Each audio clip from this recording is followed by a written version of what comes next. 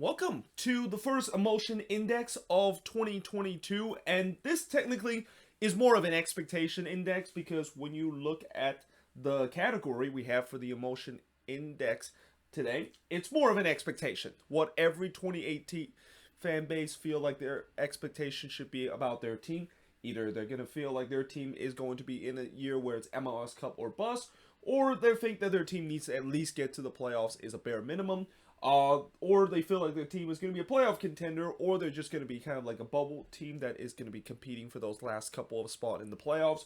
Or unfortunately, you're going to be in these last two category where you're just going to be a team that most likely is going to be the on the outside looking in. And also, I would probably add that if things of course went right, because I remember when I did this last year, I've also said that the fourth category is that if things of course went right, which by the way I might as well just kind of write that right now. Like if things went right, they can definitely make it to the playoffs. And then the last tier is kind of almost like see you in 2023, although again I tend to not want to say that as an official thing, because you can't just say that your team is like see you in 2023 when the 2022 MLS regular season hasn't begun. But they're kind of almost acting like it because they're rebuilding for the future, or they're looking to at least finish respectable and avoid of the dreaded wooden spoon for this upcoming season. So as always, we're gonna start off in the Eastern Conference, and we're gonna go alphabetical order, starting with Atlanta United. And for Atlanta, yeah, they're gonna be right here where that's always been kind of the expectation of this team. I mean, I'm getting to a point where they are getting higher into the MLS Cup or bust territory now. The fact that Gonzalo Pineda has almost a half season, or he's going to get a full season now to settle in, and they once again spend some big money by bringing one of the more talented players down in South America in Thiago Amanda. And let's also not forget that Joseph Martinez is still in that team. I mean, anytime when you have Joseph, you're definitely going to have a chance to make it to the playoffs. So yeah, playoffs obviously is a bare minimum, but don't be surprised next year or even the year after, they're going to be at this category where it's going to be MLS Cup or bust. But now moving to the expansion team, Charlotte FC. Yeah, I mean, for Charlotte FC, I would say that this year it's kind of like I would maybe even add this category as an expansion year as the fifth category, because anytime when you're an expansion team, you're not expect to make it to the playoffs. I mean, there's only been seven expansion team to ever make it to the playoffs in their expansion year, though one of them you can definitely put a big asterisk, and you probably know which team I'm talking about. And when you look at how Charlotte FC and how their head coach openly said that they're screw and that they still have some problem in terms of filling out all their roster and just look very thin in terms of most of the position with no depth whatsoever. It's not a big surprise that Charlotte is probably going to look bad in the first couple of months, but eventually they'll kind of get it right, and then there may be some hope, and then it's going to feel like maybe it's going to be a very expansion year kind of season that Charlotte is going to have, where there's going to be a lot of growing pains, but in the end they're going to hope to try to avoid the wooden spoon. Chicago. So for the Fire, I mean, I'm thinking that Fire fans will think that this team could be a playoff contender / a bubble team when you look at the signings that they made this offseason. I mean, two of the biggest signings that they made was getting Shaqiri from Lyon and also getting Shibilko from the Philadelphia Union. But I kind of feel like this team, I think the expectation is they're going to be a playoff contender, because I did kind of say that they are kind of rebuilding this season, because with them getting a new head coach in Israel Henriksen, and not to mention they really just completely blow up the core that they had last season in the end of season roster move. But it kind of also now feels like maybe it's a retool with those two marquee signings that I mentioned. So yeah, I'm pretty sure Fire fans will want this team to be a playoff contender and finally end one of the longest playoff drought, or one of the longest active playoff drought right now in MLS. But now moving to FC Cincinnati. Yeah, for Cincinnati, they are the perfect category in terms of let's not finish last again. I mean, I think that's pretty much the goal of this team, because when you win the wooden spoon 3 years in a row, the expectation is probably even lower than the rock bottom level right now. I mean, I'm pretty sure if you told Cincinnati fans if they can finish 13 in the standings or not win the wooden spoon this year, they would absolutely take it. So yeah, I think this is a team that they're hoping that this year is going to be a little bit better and that it's going to at least take 2 or 3 seasons before this team maybe even considered to be a playoff contender because of just so much mess that they have to deal with after being a doormat of the league for 3 years in a row. But now moving to Columbus. So for Columbus, yeah, they're gonna be right here, and good news for Crew fan. I actually saw one of the meme on the MLS Reddit page talk about Caleb Porter, and it seems like Caleb Porter, his head coaching career these last couple of years has been just roller coaster. I mean, it feels like there's always one year that they miss the playoffs, then the next year they make it, then the one year they miss it, and then the one year that they make it. I mean, some might say it's kind of inconsistent in terms of how his team looked, but I say that's kind of remarkable, the fact that he keep that trend. And knowing the fact that the Crew missed the playoffs, I mean, you're assuming this season they're gonna make it to the playoffs, and especially if they don't have their injury crisis, or if their back line doesn't just make tons of mistake that cost them the game, you expect this Crew team to at least be a playoff team, and at least maybe go on in the playoffs and win a couple of games, especially when you also look at they have a lot of talented player in their team. But now moving to DC United. I mean, for DC, I kind of feel like they're going to be right here where, again, I know DC fans, their expectation is going to be here that they want to make it to the playoffs after they missed out on it on decision day, and they really kind of missed out unfairly because they did everything right, and then unfortunately the last scenario for them to get into the playoffs didn't come true with the Red Bulls getting a draw against Nashville. But I just kind of feel like when you look at this team, I know DC fans want to set the expectation that they can be a playoff team, but when you look at this team and look at some of the pieces that they lost, or if you also look at some of the signings that they made, it's not a team that screams to me to be a playoff contender. I mean, I don't know. I guess maybe I'm just taking a view kind of a pessimistic view, thinking that this team is not going to make it to the playoffs, and maybe some DC fans are very optimistic that Hernan Losada will guide this team to be a playoff contender. But now moving to Inter Miami. Yeah, for Miami, they are going to be right here, though. I will say that out of all the teams that is clearly on a rebuilding process for this upcoming season, Miami is probably in the best shape. I mean, when you look at this team has a lot of good young talented, and mixed with just a couple of pieces that is still left over after them just kind of dropping a nuke on the team this offseason. So guys like Gonzalo Higuain, Robbie Robinson, they're all still there. They're in the roster that was part of when this team came in to the league just a couple of years ago. But again, this team, when you look at it, almost everywhere, it's pretty much a new squad with a lot of young talent. And not to mention, I really like the fact that they probably got one of the best signing this offseason by getting DeAndre Yedlin, who easily is now considered one of the best fullbacks in the league. I mean, I know he during his time in Europe, he hasn't really been as good as we've seen, but believe me, if the DeAndre Yedlin can be like the DeAndre Yedlin that we saw when he braked out with the Seattle Sounders, he can be a very dangerous player for this Inter Miami team. But now moving to Montreal, and for Montreal, there's no doubt that playoff contender is an expectation, or at least be a playoff team is an expectation after the offseason that they had. And when you also look at this team, this is one of the more deepest team in the league. So there's no doubt that I think Montreal fans are very excited about this team, and probably for the first time in a while that they've been very excited about their team. But I can also understand why some Montreal fans might not have a lot of high expectation and just kind of put them right here, because they know how the last couple of seasons has gone through, where this has always been a team that tends to get off to a great start to the season and then kind of flame out as the season goes along. But I kind of feel like maybe this year might be different, especially, again, some of the signings that they made this offseason. Bringing Alistair Johnston from Nashville was one of the bigger signings.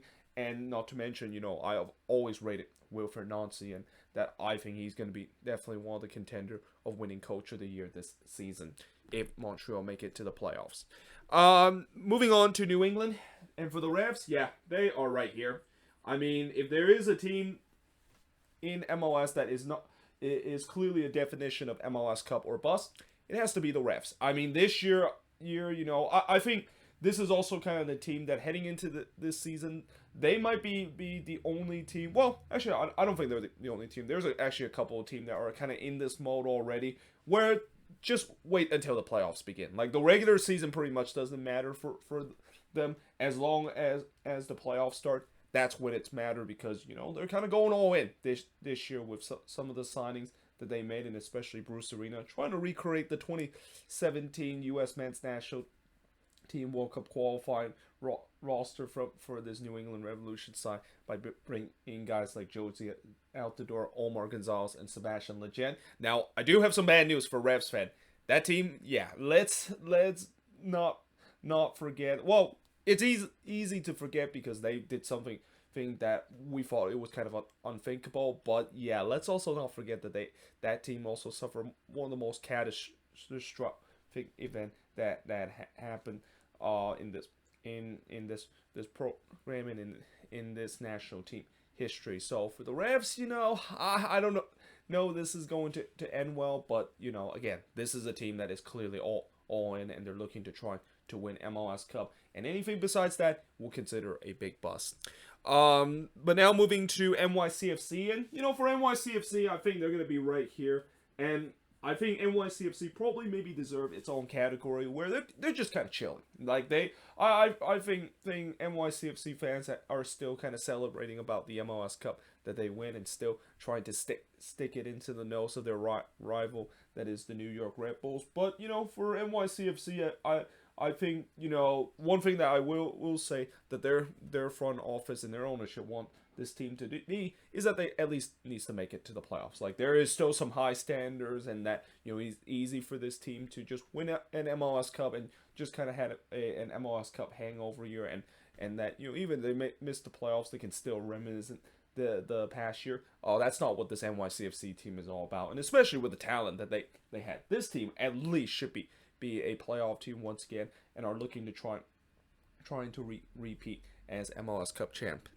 But now moving on to the rival, the New York Red Bulls. And for the Red Bulls, they're kind of been at here, and I'm pretty sure their fans have just hoped that maybe eventually they can get out of this cycle of just being just good enough to make it to the playoffs. But when it comes to the playoff time, they get absolutely slacked by other team. And again, it just feels like for this upcoming season, it's probably going to be the same thing again, where this is going to be just enough for a team to once again extend one of the longest playoff streak in MLS history, and that they're going to make it to the playoffs in the 13th straight season. But then when it comes to the playoff time, that's when things are not going to go well, and it sucks. I mean, I think Red Bulls fans, they want to have that expectation that eventually they want an MLS Cup or bust, and especially what happened when they saw their most hated rival finally able to win MLS Cup just in their 5th year in existence. So yeah, again, for the Red Bulls, I know a lot of fans, their expectation is just be a playoff team, but I can understand why some fans want to be in an MLS Cup or bust mode, even though their squad clearly do not have the quality to be a team that I think is going to win MLS Cup this season. But now moving to Orlando.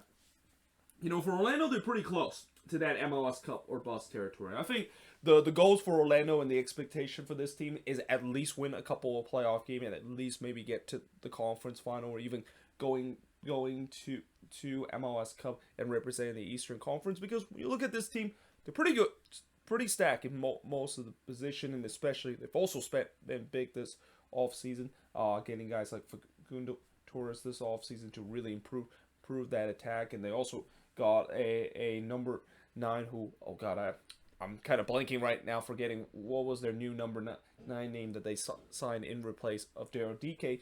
But you can clearly see this is a team that is ready to go on an MLS Cup run, and that, again, I feel like they're getting close to that category of MLS Cup or bust, but it just something tells me that maybe this is a team that I think to stay the expectation to just a realistic level. I still think this Orlando City team, where it's still going to be a good season if they were able to win a couple of playoff games and make it to the conference final or make it to MLS Cup, because I think after next year, if they are able to do those, so yeah, they're at that category of MLS Cup or bust. But now moving to the Union. Yeah, so the Union is also in that category where it's MLS Cup or bust. Though I will say that in some way, depending on if they are going to start sell off some of their most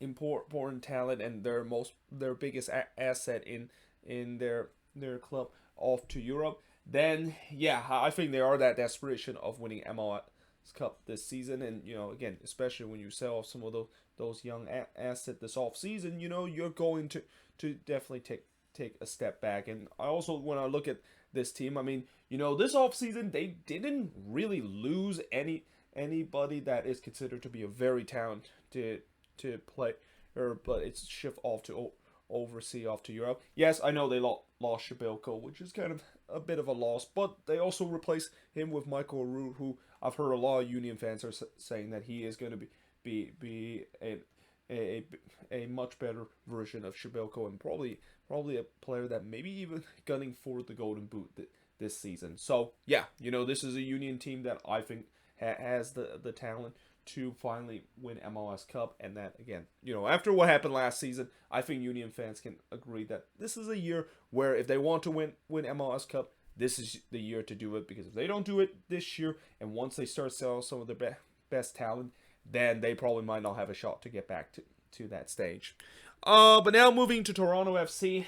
I mean, for TFC, I know there's going to be a lot of TFC fans that's going to say this team needs to be MLS Cup or bust because of the moves that they recently made.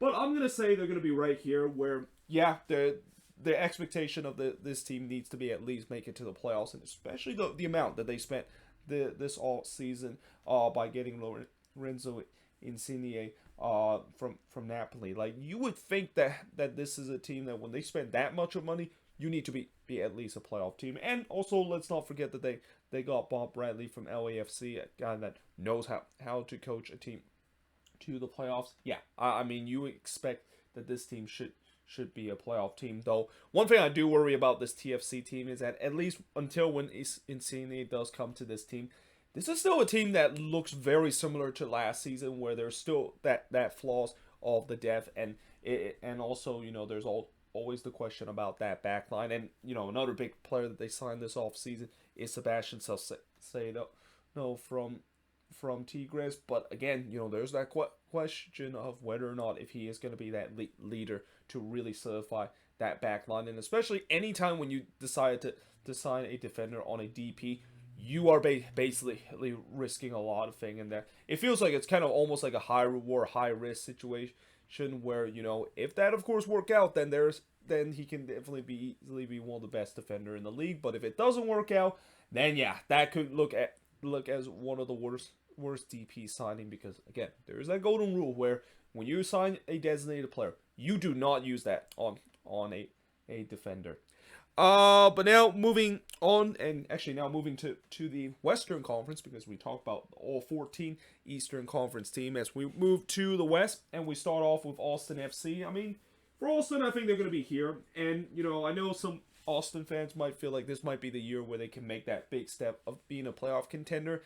No, I think that is something that maybe in a year or two time that could be an expectation for this team, because I still think that when you look at this team, they're still trying to build a competent team coming out of their expansion year to be a playoff contender, and they have some good pieces to do so too. But again, I feel like the project of building this Austin team to be a playoff contender isn't complete just yet, and No, I think if they can make maybe a couple more signing, especially on that defense, then yeah, I think they can definitely get to that next level, and that the expectation will definitely be that they're going to be a playoff team. But for now, I don't think they're ready just yet in their second season in existence. But now moving to the Colorado Rapids. So for the Rapids, they're going to be right here where obviously playoffs is a big expectation for this team, and especially the expectation this season is to at least win a playoff game. But one thing I do worry about the Rapids this season is that they lost a lot of good talent and player, and lose some good young talented player overseas. And the other concern about this team is the fact that this team is having a lot of trouble trying to sign a number 9, and a lot of that has to do with the ownership unwillingly give the money to the front office to find that number 9, which I don't blame Rapids fans for being very, very angry about that. Like, and I can relate too in some way, being a Quakes fan and have to suffer an ownership that always been very cheap and refused to spend the big bucks. But there's no doubt that this is a Rapids team that, although it's not a very, very talented roster, the difference maker of this team is Robin Fraser. I mean, Robin Fraser, I've said before, he is one of the top five head coach in this league, maybe even top 3 head coach in the league, and he is going to find a way to motivate this team and get this team to the playoffs and actually able to win a playoff game for the first time since 2016. So yeah, the expectation is definitely high once again for this Rapids team. Even when you look at this roster, you might not think that this team is going to repeat of what many people still believe that last year was a complete fluke, with them finishing in first in the Western Conference, which for me, I don't agree with that whatsoever, because it's not a fluke for you to finish first in the Western Conference throughout a 34 game regular season, and that the Rapids clearly deserve it with the hard work and the good teamwork that they've had shown throughout the last season. But now moving to FC Dallas, and for Dallas, I can see Dallas fans think that their team should be a playoff contender, especially with some of the moves that they made this offseason to really improve that attack. Though I will say that for Dallas, my biggest concern still with this team is that defense, and that that's going to be maybe the difference between them meeting the expectation and not meeting the expectation, because we know overall going forward, they definitely have the talent on the attack. Them bring Ariola and also bring Velasco. Those are really two good pieces. But the fact that they didn't really improve that back line, which last season that back line was one of the worst back line in the league, that's what makes me a little bit concerned. But if they can maybe address that as the season goes along, or if that back line can improve, then yeah, there is a chance that Dallas could meet its expectation. And I also would say that this could maybe be one of the more entertaining team to the league, because when you have a team that has a very good attack but also a very poor defense, like what we see with the Galaxy year in and year out, that would be great to watch if you're a neutral. But I'm pretty sure if you're a Dallas fan, yeah, that's not something you want to see, where every game ends like 3-2 or 4-3 and stuff like that. But now talk about their interstate rival, the Houston Dynamo. The Dynamo is a team that is in a rebuilding mode. So this is kind of year 1 of this deep rebuild that they're going through. And I know they're kind of trying to do what they have done in past year, where they just tried to maybe sign a couple of placeholder player, and then them getting a big money splash move by getting Sebastian Ferreira down in Paraguay. And now recently I heard there's rumors that they're maybe even going to get Hector Herrera into this team, which, by the way, if that's going to happen, oh boy, get ready for a lot of people to hate the Houston Dynamo, because Hector Herrera is probably one of the most hated player, especially in the U.S. men's national team fan base. But yeah, I guess, yes, they're going to get hated by that, but in terms of the move itself, it does make sense, and it will definitely attract a lot of casual fans to go to the game to watch. And I think if you're a Dynamo fan, you'll take that, because knowing the fact that the past couple of years they are one of those teams that have struggled the most in terms of attendance, it would be so fun to see one day BBVA, or actually not BBVA, a Compass Stadium. They actually just rename it. I think they rename it to like PNC Field or something like that. But it would be so great if that stadium filled out again, because I think when you see that stadium filled out, that actually is one of the more underrated atmosphere and one of the most underrated places that is tough to play in the entire league history. But again, this is a team that clearly lacks a lot of talent, and that they're trying to put some placeholder to at least make this team be a competent team and make some progress in the rebuild. But ideally, they're probably going to just in that expectation of we're rebuilding, and that, kind of see you in 2023, and let's also hope that we don't finish last this upcoming season.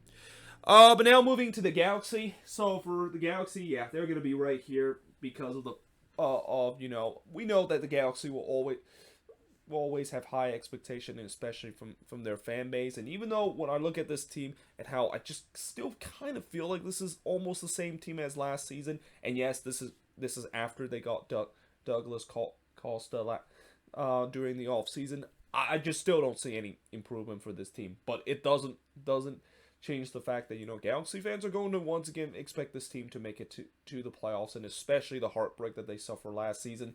Anything besides the playoffs will consider a failure for this upcoming season. But now moving to LAFC, and I will say LAFC is started to drop down a level where, LAFC for the past couple of years have always been in this category of an MLS Cup or bust kind of season. But I think recently LAFC fans kind of had that cold reality from last season that maybe our glory years might be passed on us. Though I will say that this is a team that is clearly in no mode to rebuild. I mean, you can clearly see with some of the signings that they made this offseason, and especially some of the guys that they're going to get back after they were suffering from long-term injury. This feels like it's a team that is going through more of a retool to this upcoming season than actually just rebuilding, which is why I think this is a team that, getting to the playoffs is that going to be a bare minimum. And I know there's also going to be some LAFC fans that feels like it's still going to be MLS Cup or bust this season. But I think the expectation for this team may be a little bit lower, also with the way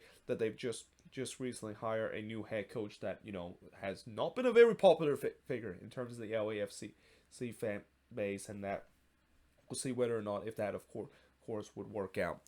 But now moving to Minnesota, and for the Loons, it's definitely right here where playoffs is definitely a bare minimum, because, when you look at this team should not just be a playoff team, but should be an MLS Cup contender. But, for me, as a Loons fan, I am as a Quakes fan, I tends to be very pessimistic about this team, and I've said before how, I just feel like unless if I've started to see this team to fulfill their potential, and that at least if the goal scoring woes that's been plaguing this team for the past two seasons is being fixed, I'm not going to in that category where they're going to be MLS Cup or bust kind of season. I think there's still, my expectation is this team is going to be a playoff team, and hopefully with the luck of the draw or certain circumstances in the playoffs, they'll basically remake what they did in 2019 in the playoffs, which is go into the conference final,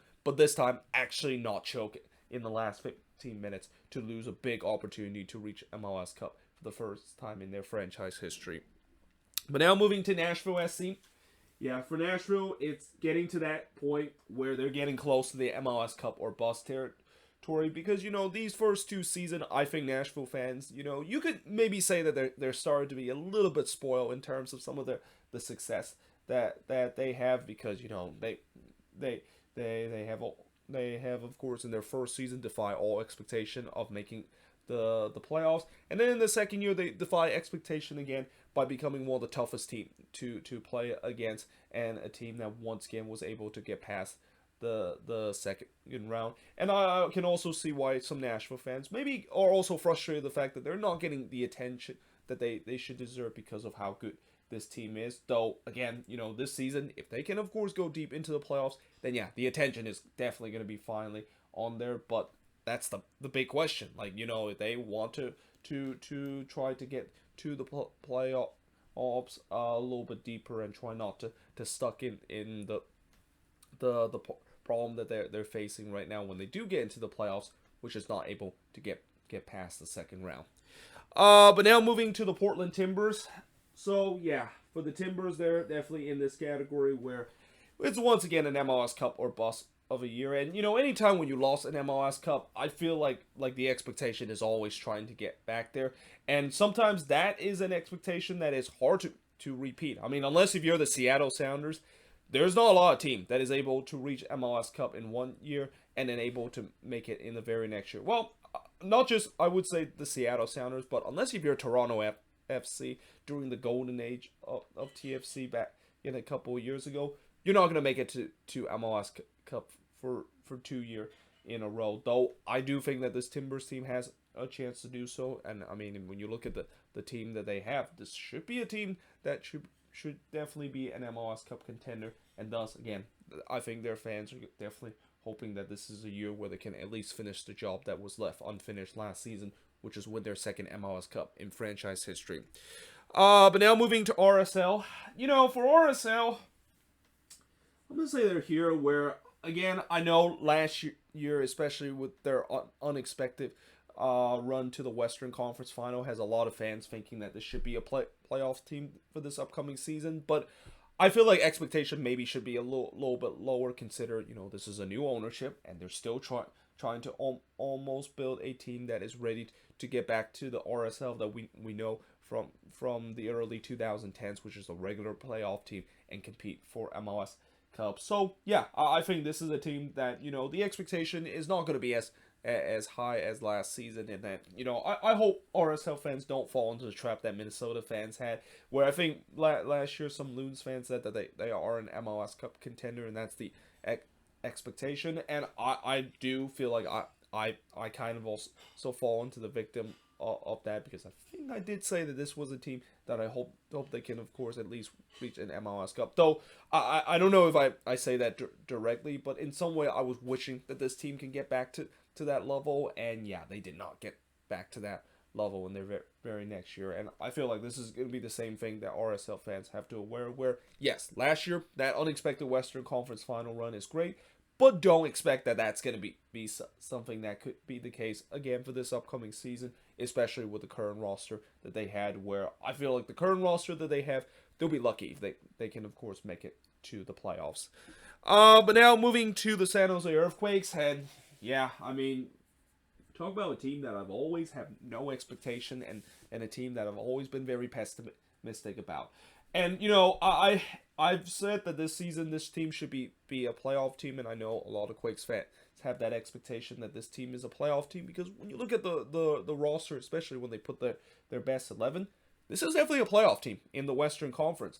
But the reason why even though I put them over here, my reality in terms of my expectation with the Quakes are more like right here, where it's kind of a weird situation with this team, where they have a good team, but the one big problem that is holding them back is the coaching. And I can't believe I'm saying that, but Almeida, I've said it before, I just feel like the front office probably should have let him go last off season. I just don't think he has the heart to do it again. And he even openly said that this is going to be his last year. And I know in an ideal world, Almeida would actually coach this team in the last year and finally fulfill what he's been wanting to accomplish with this Quakes team, which is going on an unexpected playoff run and maybe even reaching the MLS Cup. But I just don't see it happening because of the frustration that Almeida has used. And not to mention, from what I've also heard, that Almeida is also thinking of trying to go with a 3-4-3 formation, where he's actually going to try to play a couple of guys out of position. I mean, if that's going to be the case, oh boy, could be a disastrous season for this Quakes team that has the squad that should have the expectation to be a playoff team. And again, this is why I never have expectation with this team, and I never get excited about this team, because for a guy that has been a fan of this team for almost a decade now, I'm just getting to a point where I'm not really going to have any good expectation with this team, unless if there's going to be finally that 1 year where they break through. And there hasn't been a lot of year that has been the case, not even in those years when they made it to the playoffs. So, well, I would say they just barely make it to the playoffs, and were the last team in the Western Conference. But now moving to the Seattle Sounders. I mean, for the Sounders, they're right next to the Portland Timbers, and I'll tell you what, the dream scenario for me is the fact that there's going to be a Timbers versus Sounders game in the Western Conference Final, which actually I think that would be a nightmare scenario for everybody, because that means that at least that streak of a Cascadia team reaching MLS Cup out of the West will continue for another season. But it just kind of feel like that's where we're heading to, with the way that you have these two Cascadia powerhouse going at each other, and we know that this Sounders team, this is a very, very deep team, and it's a very scary team that is definitely going to be the favorites this season of winning MLS Cup, and that we'll see whether they can, of course, achieve that, because again, expectation I think for this team is at its all-time high, especially with the roster that they had, and I do trust the fact that they will meet that expectation, because it is very rare that you see a Sounders team that is unable to meet that expectation. I mean, last year was maybe a big outlier with the way that they suffer a shock playoff loss, though I will say that it was kind of overdue, because in the world of soccer, or just in the world of sports in general, the favorites will always at least suffer a heartbreak, and I feel like maybe in some way that was good for the league and the discussion of parity, the fact that at least for once we actually see a team that has been dominating in the Western Conference for such a long time finally suffer their first shock loss, and that finally there seems like there's some balance, and that maybe the MLS gods finally show mercy, that we don't have to suffer the obnoxion of the Seattle Sounders face, thinking that their team is going to reach MLS Cup once again, and they're going to do so and have a chance to win an MLS Cup once again. But now moving to Sporting KC. I mean, for Sporting KC, I know their fans are going to say that this is going to be another MLS Cup or bust year, and again, it's going to be tough because of the way that losing Alan Pulido for the rest of the season is going to take a big hit in terms of their aspiration of winning MLS Cup, but doesn't excuse the fact that this team is still in that mode. I mean, especially the last couple of years where they tried so hard to reach that MLS Cup. I mean, Sporting KC fans are expecting that things will be different. Though I will also say that maybe some Sporting KC fans are kind of also like me, being pessimistic about this team, of how, once we'll get to the playoffs, I'm not going to expect too much of this team, because they've always suffered some heartbreaks whenever they get into the playoffs, and yeah, we'll see if that, of course, would continue. And also, talk about Sporting KC and all these teams above in the MLS Cup or bust. All these teams are pretty much in the mode where we don't really care about how we do in the regular season besides making the playoffs. It's what happened in the playoffs that will really determine whether we met expectation or not. And then finally, moving to the Vancouver Whitecaps.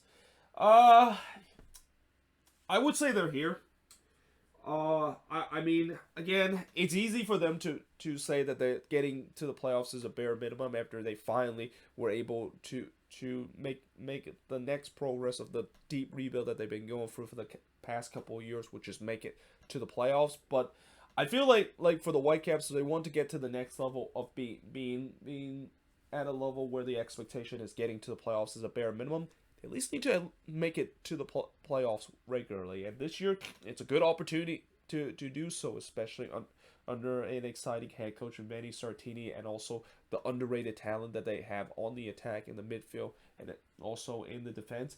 Yeah, this is a Whitecaps team that can, of course, once again make some noise, and the only thing I will say that maybe could be a concern is the fact that Crapo is no longer the goalkeeper of this team, and how I thought he was definitely one of the X factor of why they made it to the playoffs last season. But yeah, there you have it. That is pretty much it in terms of putting every team in the emotion/expectation index heading to the 2022 MLS regular season. I almost thought that I was going to go talk about the next team when I realized that was actually it in terms of putting every single team in the emotion index/expectation index. But as always, let me know in the comments below, what do you think of this video, and let me know in the comments, that I put your team maybe a little bit too high in the emotion/expectation index, or did I put them a little bit too low in the emotion/expectation index. But yeah, until then, hope you guys enjoyed this video. If you do, make sure you guys leave a like, smash the subscribe button, and yeah, I of course will see you guys next time.